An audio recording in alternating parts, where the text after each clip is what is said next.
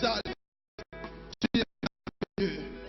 Tu es le Dieu de toute bonté, le Dieu de toute grâce, le Dieu miséricordieux, le Dieu lent à la colère, riche en bonté, qui se répond de ses mots. Alléluia. Ce matin, nous voulons rendre gloire à ton nom. Nous voulons te célébrer, te louer, Seigneur. Toi qui nous as gardés, Seigneur.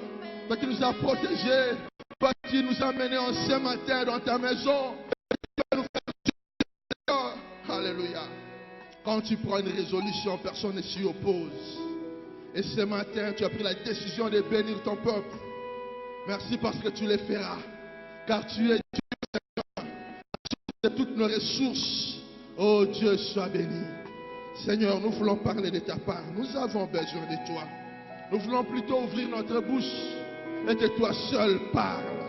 Parle, Seigneur, et bénis. Sanctifie ta parole et bénis cet instant. Que tout soit pour ta gloire. Au nom de Jésus. Amen. Gloire au Seigneur. Shalom, bien-aimés. En ces premiers dimanches de l'année 2020, je vous souhaitais plutôt une année de grâce. Une année de miracles. Parce que le thème qui nous a été donné pour cette année, en réalité, c'est un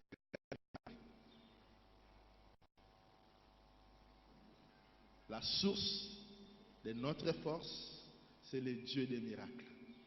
Quand nous venons à lui, nous expérimentons des miracles. Nous allons ouvrir nos Bibles dans Deutéronome, chapitre 9. Deutéronome, chapitre 9. À partir du verset, nous lisons. Écoute Israël, tu vas aujourd'hui passer le Jourdain, des nations plus grandes et plus puissantes que toi, des villes grandes et fortifiées jusqu'au ciel, d'un peuple grand et de haute taille, les enfants d'Anak, que tu connais et dont tu as entendu dire, qui pourra tenir contre les enfants d'Anak? Sache aujourd'hui que l'Éternel ton Dieu marchera lui-même devant toi comme un feu dévorant. C'est lui qui les détruira, qui les humiliera devant toi, et tu les chasseras, tu les feras périr promptement comme l'Éternel te l'a dit. Lorsque l'Éternel ton Dieu les chassera devant toi, ne dis pas dans ton cœur, c'est à cause de ma justice que l'Éternel me fait entrer en possession de ce pays, car c'est à cause de la méchanceté de ces nations que l'Éternel les chasse devant toi. Non, ce n'est point à cause de ta justice et de la droiture de ton cœur que tu entres en possession de leur pays, mais c'est à cause de la méchanceté de ces nations que l'Éternel, ton Dieu, les chasse devant toi, et c'est pour confirmer la parole que l'Éternel a juré à tes pères, à Abraham, à Isaac et à Jacob. Sache donc que ce n'est point à cause de ta justice que l'Éternel, ton Dieu, te donne ces bons pays pour que tu les possèdes, car tu es un peuple au cou roide. Alléluia. Tout le monde connaît les termes de l'année. L'Éternel est la source de ma force. Je comprends ce thème de cette façon. Que la bénédiction est à notre portée. Mais pour accéder à cette bénédiction, on va faire face à des difficultés, à des problèmes, bien plus à des épreuves. Alors nous sommes appelés à éviter. Le piège est celui de pouvoir compter sur sa propre force. Donc nous sommes appelés plutôt à compter sur lui, sur l'Éternel, qui est la source de notre force. Nous sommes appelés à compter sur ses capacités, car il est le Dieu aux capacités illimitées. Alléluia. Pour ce matin, je vous propose comme thème, apprendre à compter sur Dieu. Apprendre à compter sur Dieu. Cette année, nous allons apprendre à compter sur Dieu. Et 3 petites choses seront développées dans ces messages. Premièrement, il sera question de écoute Israël. Écoute, peuple de la bannière. Écoute, Élie. Écoute, mets ton nom.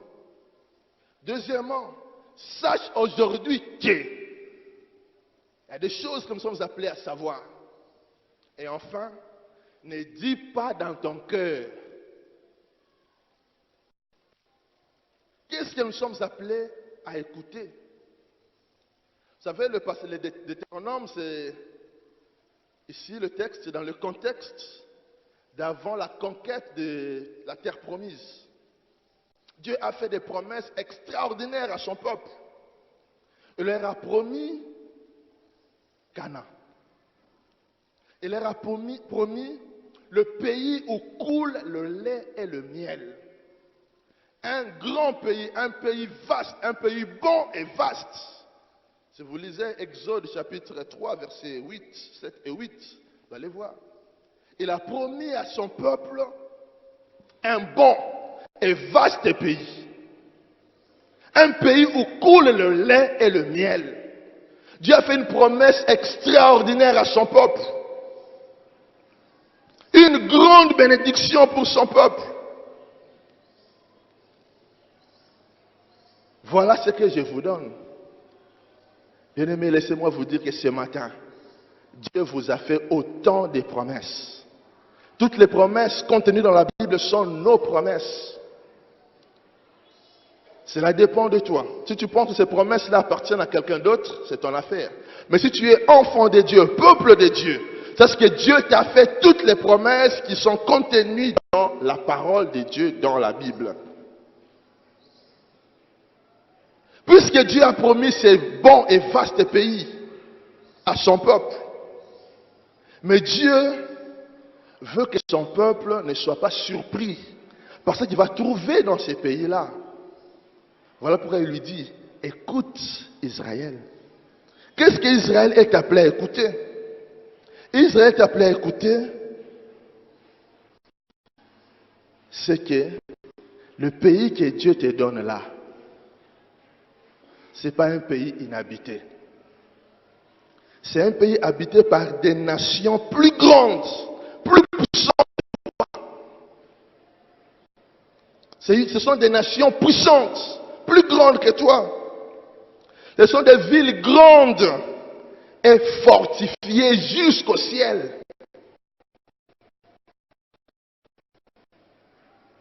Ces habitants sont grands et de haute taille. Ils sont plus forts que toi. Le pays que je te promets là, c'est bon et vaste pays. Mais attention, dans ces pays, ou alors ces nations-là, ces villes sont fortifiées. Quand tu vas y arriver, ne sois pas surpris par ce que tu vas trouver là-bas. Écoute, ne sois pas surpris. Ça sera pour toi une surprise. Je t'ai déjà averti que c'est un bon pays. Mais attention, attention, ce pays n'est pas inhabité.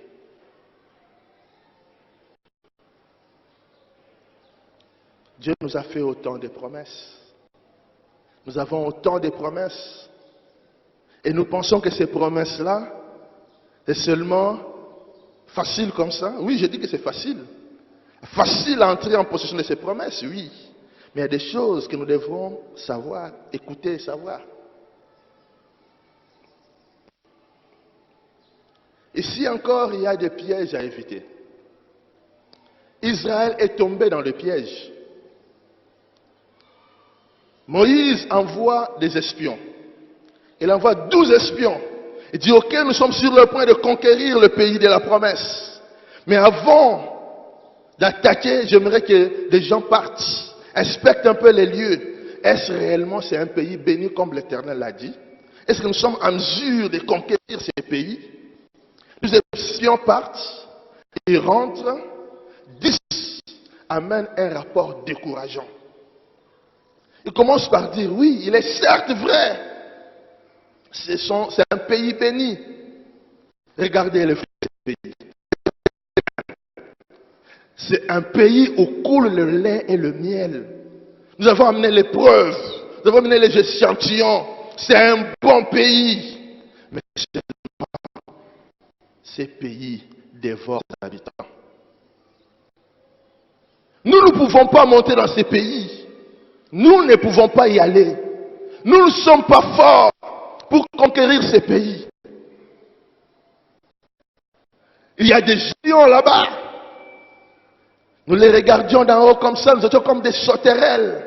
Nous sommes petits devant ce peuple. C'est un peuple grand. C'est un peuple puissant. Nous n'avons pas la force. Nous n'avons pas les ressources nécessaires pour nous battre contre ces peuples-là. Nommons les chefs, rentrons en Égypte. Là, ils ont abandonné la voie. Ils sont tombés dans le piège. Abraham est tombé aussi dans le piège. Abraham a attendu longtemps la promesse. L'âge avance. Le corps est en train de s'user. Son épouse et lui-même, il perd espoir. Qu'est-ce qu'Abraham va faire? Il va aller sortir avec la servante de son épouse pour avoir un fils. Parce que la promesse tardait. Bien-aimé, Dieu nous a fait des promesses. Chacun de nous a une promesse de la part de Dieu. Mais Dieu nous avertit. Il nous dit, écoute, la promesse est là. Mais il y a une épreuve. Tu dois surmonter ces épreuves pour entrer en possession, pour jouir de ces promesses. Il y a des épreuves. Les épreuves ne sont pas là pour nous faire tomber. Là pour nous faire monter haut. On ne passe pas une promotion supérieure si on ne passe pas par des examens, par des épreuves. Dieu nous fait des promesses. Et les promesses, nous avons des épreuves auxquelles nous sommes appelés à faire face. Il y a des épreuves, bien-aimés. Face aux épreuves, beaucoup abandonnent. Aujourd'hui, beaucoup sont dépassés par des moments d'épreuve. Toute l'année passée, nous avons espéré jouir de nos promesses. Nous avons espéré voir l'accomplissement des promesses de Dieu dans nos vies. Nous avons espéré, au moins cette fois-ci, que nous toucherons la promesse, l'effectivité de la promesse. Mais l'année s'est achevée. Jusqu'au 31 décembre, nous n'avons pas vu. Il y en a qui commencent à se fatiguer. Qui veulent abandonner la foi. Qui veulent abandonner parce que les problèmes sont là. Laissez-moi vous dire, bien-aimés, notre Dieu Azam a sapoté. Ce ne sont pas des fables, la parole de Dieu, la Bible. C'est la vérité. Les promesses de Dieu sont oui et amen. Lui qui a fait la promesse est fidèle. Il ne peut pas mentir. S'il a dit, il le fera. Il a tous les moyens pour le faire. Mais quand tu passes par les épreuves, tout dépend de toi. Tu as étudié, as-tu passé des classes sans épreuve? Il y a des années où les gens... Il y a des gens qui reprennent les années, qui redoublent la même classe, parce qu'ils n'ont pas été en mesure de surmonter les épreuves. Il y en a qui n'aimaient pas les mathématiques, et qui n'ont pas repris l'année. Il y en a qui reprennent l'année parce qu'ils n'ont pas été efficaces, ils n'ont pas surmonté l'épreuve. Mais la promotion montante, elle était là. Tout le monde. Alléluia. C'est pour tout le monde. La guérison est pour tout le monde. La prospérité est pour tout le monde.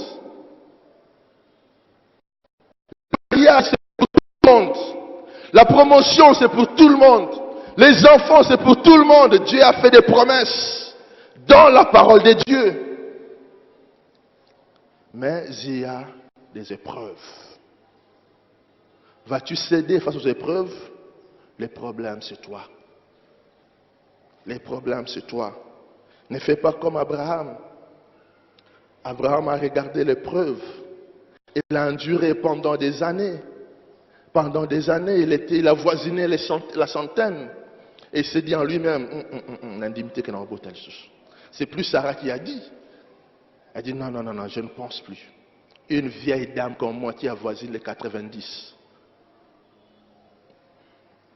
Je vais encore concevoir. Avez-vous déjà vu une femme de 60 ans, de 70 ans concevoir? Mettre au monde? Qui a déjà vu de pareilles choses se faire dans ce monde? Mais si ces choses ne se sont jamais faites dans ce monde, avec Dieu, ça va se faire. Amen. Si ta situation, tu n'as jamais vu cela se faire dans le monde, personne n'a jamais expérimenté cela. Dans ta famille, personne n'a expérimenté. Tu n'as pas à te comparer avec cela. C'est leur affaire. Toi, tu as une histoire avec ton Dieu. Alléluia. Tu n'as pas à te comparer avec les autres. Et regarde, celle-là a fait autant d'années de mariage. A-t-elle conçu? Celle-là, celle-là c'est lui, c'est pas toi. Alléluia. C'est lui, c'est pas toi. Toi, tu as ton Dieu. L'épreuve est là.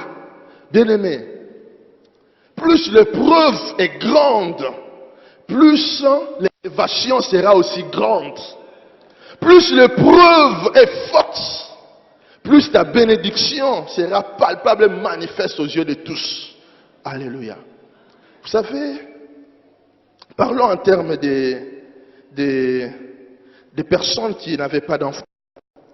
Tous ceux qui n'avaient pas d'enfants dans la Bible, qui ont espéré en l'Éternel et qui en ont eu un, tous ces enfants étaient des enfants spéciaux. Il n'y a pas eu des enfants ordinaires. Que dire d'Isaac? Que dire de Samuel? Que dire de Samson?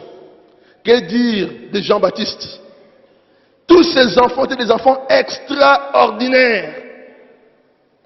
Et toi, parce que tu passes par une preuve, tu pleures. Mais écoute, tu ne dois pas être surpris. Ça ne doit pas être une surprise pour toi. Israël a semblé être surpris face à ces villes fortifiées jusqu'au ciel, face à ce peuple, à ces habitants géants grands. Dieu lui avait déjà averti. Ne sois pas surpris.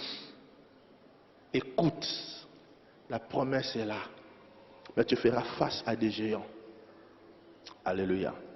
Deuxième chose, sache aujourd'hui que c'est l'Éternel qui marchera devant toi. Oui, ces villes sont fortifiées jusqu'au ciel. Ces habitants sont grands, sont des géants. Ce sont des nations fortes, plus puissantes que toi. Mais toi, tu n'as pas à combattre. Le combat n'est pas ton combat. C'est le combat de l'Éternel. La Bible dit, au verset 3, il dit, sache aujourd'hui que c'est l'Éternel ton Dieu. Sache aujourd'hui que l'Éternel ton Dieu marchera lui-même devant toi comme un feu dévorant. C'est lui qui les détruira, qui les humiliera devant toi et tu les chasseras. Tu les feras périr promptement comme l'Éternel te l'a dit. L'Éternel lui-même marchera devant toi. Ce n'est pas ton combat. Le combat n'est pas à toi. Il t'a fait les promesses. Oui, tu fais face à l'épreuve. Les obstacles sont là. Le combat est devant, mais ce n'est pas à toi de te battre. Lui-même marchera devant toi comme un feu dévorant. Lui-même combattra ses ennemis pour toi. Lui-même les humiliera. Lui-même les détruira. Et toi, tu viendras seulement les chasser. Toi, tu viendras entrer en possession de la promesse. Alléluia. Tu n'as pas à combattre. Alléluia. Dans Exode 14, 14, la Bible dit, l'Éternel combattra pour vous et vous gardez le silence. Lisons quand même, j'ai beaucoup de versets mais je ne sais pas lire, les temps courent vite. Lisons quand même dans 2 Chroniques. 2 Chroniques chapitre 32, verset 8. La Bible dit, avec lui est un bras de chair, et avec nous, l'Éternel, notre Dieu, qui nous aidera et qui combattra pour nous. Le peuple a eu confiance dans les paroles d'Ézéchias, roi de Juda. C'est juste de l'attaque du roi d'Assyrie, qui a assiégé Ézéchias. Mais Ézéchias savait, quand il se comparait, quand il se mesurait à l'armée syrienne, il n'était rien, il ne pouvait rien faire. Mais il savait que le combat n'est pas à lui. En tant que peuple de Dieu, le combat est à l'Éternel. C'est l'Éternel qui combat pour nous. Nous gardons le silence. Un jour, le prophète Élisée était attaqué. Il y avait des militaires qui l'entouraient de partout. Et son serviteur est sorti, il a vu, il a eu très peur. Il est venu dire à son maître, écoutez, nous allons mourir. Nous n'avons rien à faire. Nous allons mourir ici. Élisée le regarde et sourit. Il dit, tu n'as pas à avoir peur. Il dit à Dieu, ouvre-les les yeux. Dieu va ouvrir à son serviteur les yeux. Il va voir des chars de feu qui les entouraient. C'est alors qu'il va lui dire, écoutez, ceux qui sont avec nous sont en plus grand nombre que ceux qui sont avec eux. Alléluia. Nous n'avons pas à combattre, frère. Le combat est à l'Éternel. Quand les 10 espions font leur rapport, quand ils disent qu'écoutez, nous sommes trop petits pour nous battre, mais c'est avec raison vous êtes petits. C'est avec raison que les ennemis sont plus forts que nous. C'est avec raison que nous ne pouvons pas les vaincre.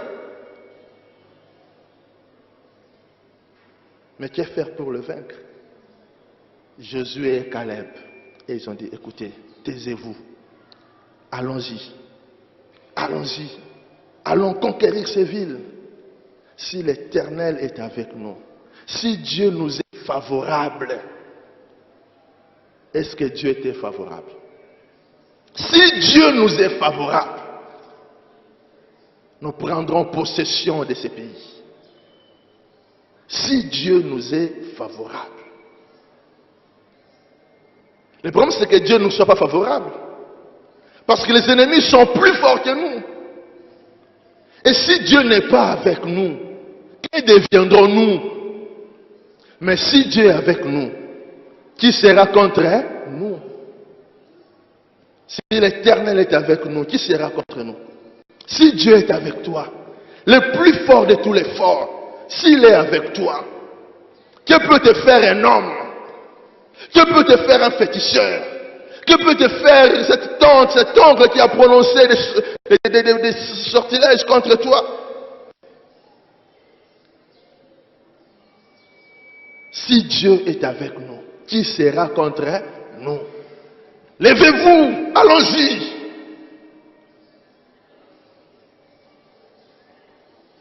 C'est avec raison, bien-aimés, que toutes les fois que nous nous sommes battus de par nous-mêmes, nous n'avons pas eu gain de cause, nous avons échoué. Parce que la situation est plus forte que nous. Mais nous sommes appelés à faire une chose, à compter sur Dieu. Nous sommes appelés à compter sur notre Dieu. Un jour, Dieu va dire à Moïse, écoutez, vous êtes un peuple rebelle, je ne marcherai plus avec vous, sinon je vous détruirai chemin faisant. Alors, mon ange partira avec vous. Vous allez quand même, la promesse, je vais quand même l'accomplir. Mais moi, je ne ferai plus route avec vous. L'ange partira avec vous. Moïse va dire, non, non, non, non, Éternel, c'est pas comme ça.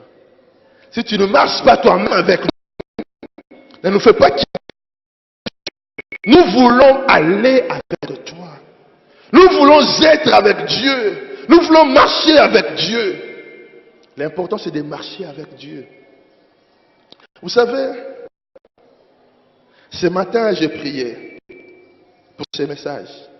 J'ai prié. J'ai commencé à prier, je me suis dit, je commence à développer des pensées. Pourquoi est-ce que Dieu ne veut pas? Et la réponse me vient au cœur. Si Dieu ne t'a jamais dit qu'il ne va pas te donner, ne considère pas que Dieu ne veut pas te donner. Est-ce que vous avez compris? Si Dieu ne t'a jamais dit que pour toi, c'est fini, je ne ferai plus rien pour toi. Si tu ne l'as jamais dit, dis-toi que Dieu est encore disposé à faire pour toi. Dieu est encore disposé à te donner ce dont tu as besoin. Il a dit, Paul, ma grâce te suffit. Paul avait le charde. Paul a prié, 3 fois il a prié. De dire, toi, tu restes comme ça.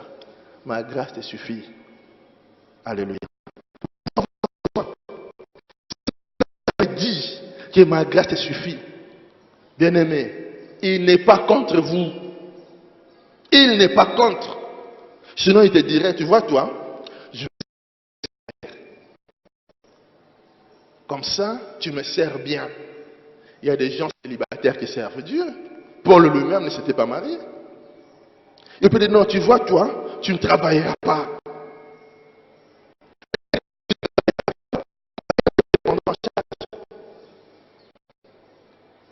Il va te dire, non, toi, mais s'il ne te l'a jamais dit, il a encore en réserve.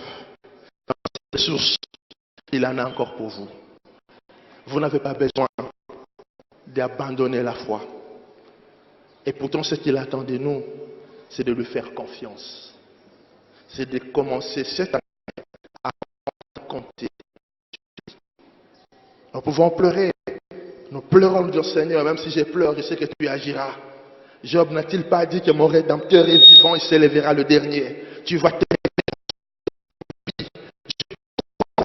J'y crois fermement que je vois ou pas, je vivrai ces choses.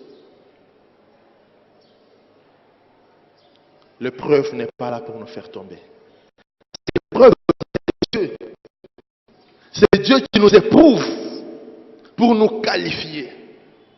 Et il nous avertit. Il nous dit tout déjà en avance. Il nous avertit.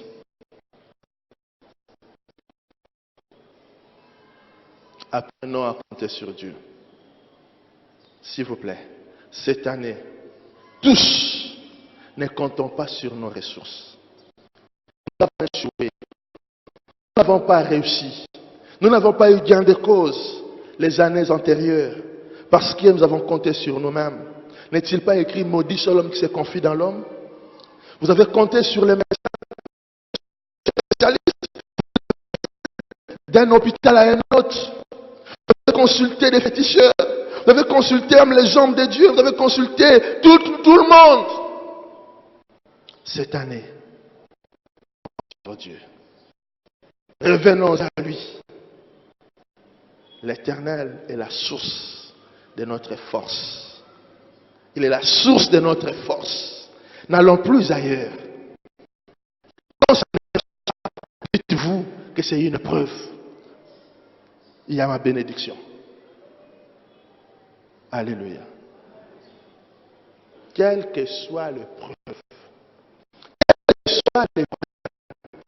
quelle qu'en soit sa teneur ou sa force,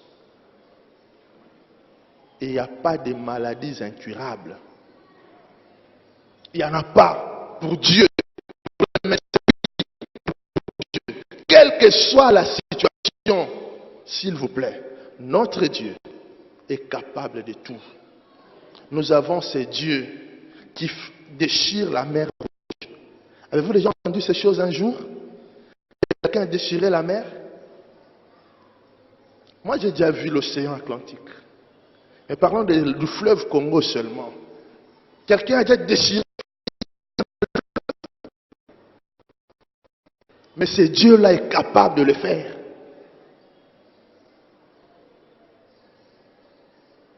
C'est un Dieu puissant.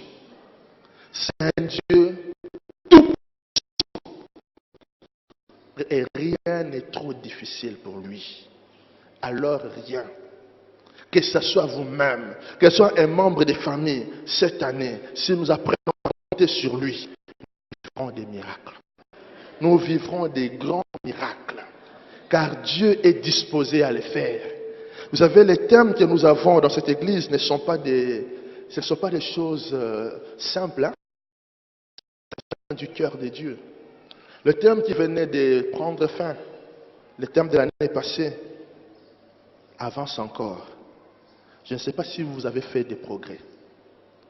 Je vous assure que moi, je suis très loin avec Dieu. Très loin. Et cette année, c'est une année de miracles. Une année où nous allons entrer en possession de notre bénédiction. Entrer en possession de sa bénédiction. Vous cherchez le mariage, vous l'aurez. Vous cherchez l'emploi, vous l'aurez. Vous cherchez la promotion, vous l'aurez. Vous cherchez l'enfant, vous l'aurez. Nous bénirons des enfants cette année. Amen. Nous les bénirons cette année. Mais l'épreuve est là. Apprenons à compter sur Dieu. Pour terminer, bien-aimés.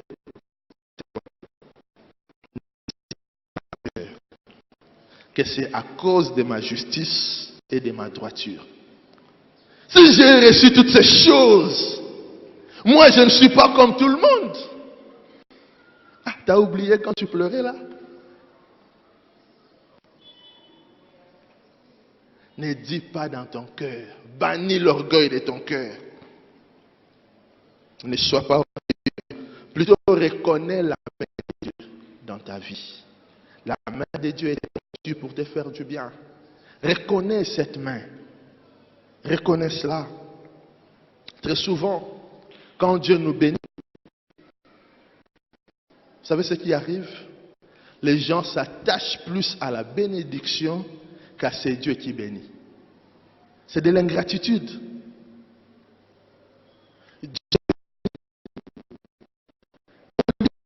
Attaché à Dieu, tu t'attaches à la bénédiction. C'est comme tu es en train de dire dans ton cœur que c'est ta force, c'est ta droiture, c'est toi-même qui est à la base de ça. Si tu as une telle disposition dans ton cœur, Dieu ne fera rien. Change de disposition dans ton cœur et reconnais la grâce de Dieu dans ta vie. Et tu verras ce que Dieu fait. Anne, qui n'avait pas d'enfant, quand Dieu le lui a donné un, Anne ne s'est pas accrochée sur son trésor. Il n'a pas dit non, c'est mon Samuel. Il dit non, j'ai seulement. Non. Il s'est séparé de cet enfant. Il s'est détaché de cet enfant. Il a pris cet enfant. Il est allé le laisser au temple toute sa vie. Une femme qui n'avait pas d'enfant. Que Dieu lui en donne un. Et il prend cet enfant. Il part le prêter à Dieu selon ses termes. Et le laisse pour toujours au temple. Elle est seule encore. Parce qu'il savait. C'est Dieu qui a donné un, peut donner deux. Il peut donner trois. Il peut donner quatre. Ainsi Dieu lui a donné autant d'enfants. Alléluia.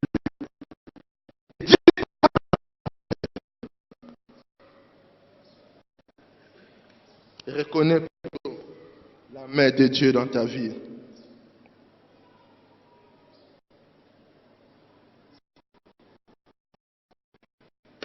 Si vous ne reconnaissez pas la main de Dieu, c'est pas bien. Parce que Dieu le fera. Dieu te bénira. Non pas à cause de toi. Mais c'est la grâce de Dieu. Il va te faire grâce. Parce que tu es son enfant. Il va te faire grâce. Et il va te visiter. Il va essuyer les larmes qui coulent sur tes joues.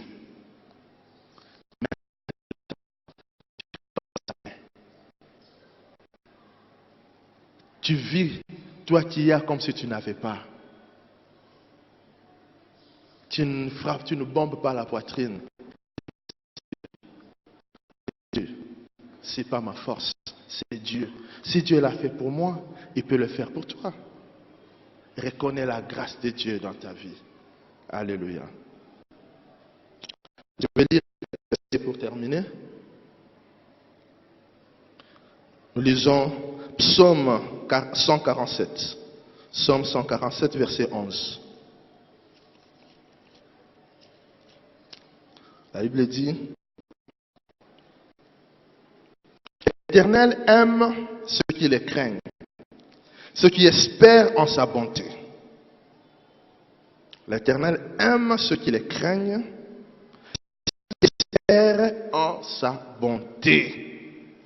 Sont les bien-aimés de l'Éternel. Si vous espérez dans les bontés de Dieu, dans sa bonté, et que vous craignez Dieu, vous êtes le bien-aimé de Dieu. Lamentation 3.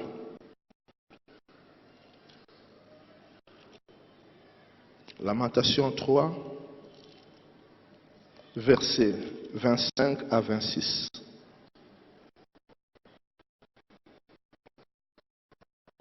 L'Éternel a de la bonté pour qui espère en lui, pour l'âme qui le cherche.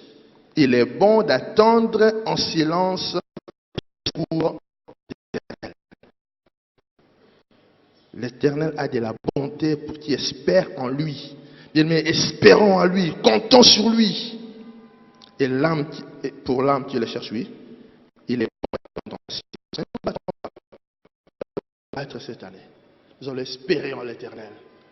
Nous allons compter sur Dieu. Nous allons placer en lui notre foi et nous vivrons des choses. Verset 18.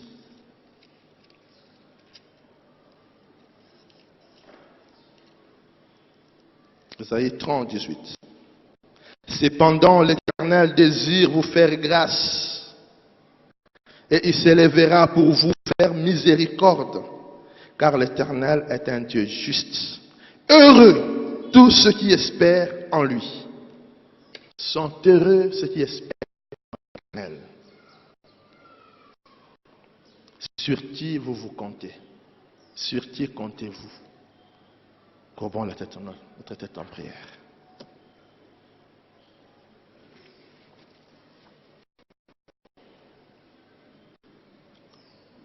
Apprendre à compter sur Dieu. Tel que nous sommes nés, personne ne s'exclure de se disqualifier par rapport aux promesses de Dieu. Toutes les promesses sont nôtres, sont nos promesses, sont tes promesses. Ce que tu vois là, considère cela comme des épreuves, quels que soient les problèmes. Tout problème, considère ça comme une épreuve devant toi. Puisque c'est une épreuve qui s'érige en montagne devant toi, et que tu es très faible, tu ne peux pas t'en sortir. Dieu te dit, ce n'est pas à toi de te battre. C'est lui qui se battra pour toi. Toi, garde le silence. Continue ta marche. Marche. Lui combat-toi. Tout simplement. Compte sur lui. Et tu verras ce qu'il va faire. Aie de bonnes dispositions de cœur.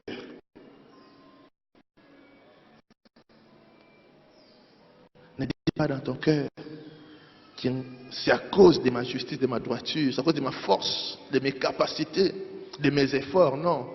Tu as fourni des efforts pour aller. Ça n'a pas marché. N'en fournis plus. Il en donne autant à ses bien-aimés pendant leur sommeil. Il le fera pour toi. Nous allons prier le Seigneur.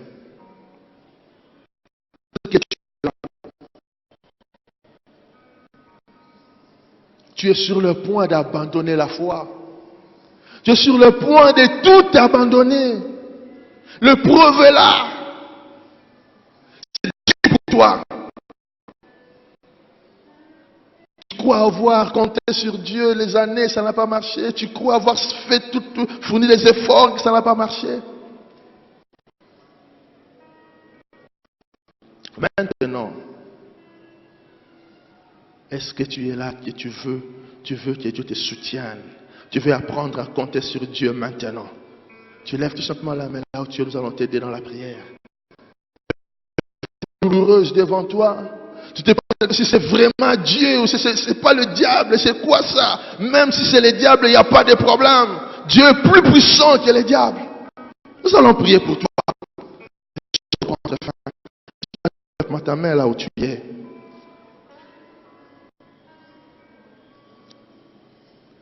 C'est tellement douloureux pour toi.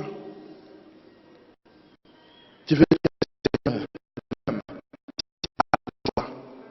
que Nzamba kota makambo na yo yemoko. Tellement la loboko pa yo zali. Nzamba kota makambo. L'épreuve nous les qui ma casse. Oli Nzamba mo kota ma que Dieu même s'élève et qu'il marche contre tes ennemis. Même si tu avais péché, même si ta situation est due au fait que tu as commis le péché. Vous savez, nous enfants de Dieu, si nous tombons dans le péché, nous ne restons pas couchés à même le sol. Nous nous levons, nous secouons nos habits. Et nous prenons la résolution de ne plus jamais tomber. Et Dieu nous qualifie à nouveau. Si tu t'es repenti, bien-aimé, ne t'accuse plus dans ton cœur. Ne te culpabilise plus. Le Seigneur est là pour toi. Il va te qualifier, il va te bénir. Nous allons prier le Seigneur.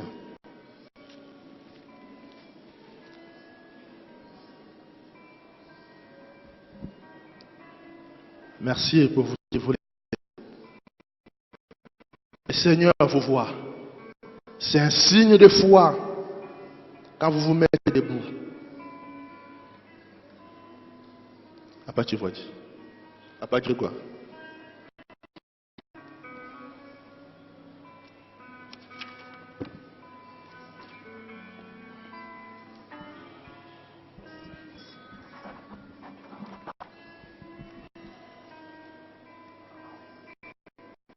Père,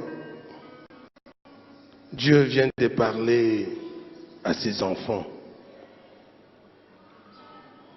à ceux qui sont déjà debout, celui qui veut devenir de Dieu s'élève aussi. C'est-à-dire celui qui n'a jamais donné sa vie à Jésus-Christ. Jésus n'est pas ton Seigneur, Jésus n'est pas ton Sauveur. Lève-toi afin que tout ce qui a été dit ici soit ta part aussi. Si tu es là, tu lèves seulement ta main et nous allons prier. Prier aussi pour toi ce matin. N'aie pas honte. Car il y a un jour pour tout un chacun de nous pour entrer dans la famille des enfants de Dieu. L'écoute. L'écoute.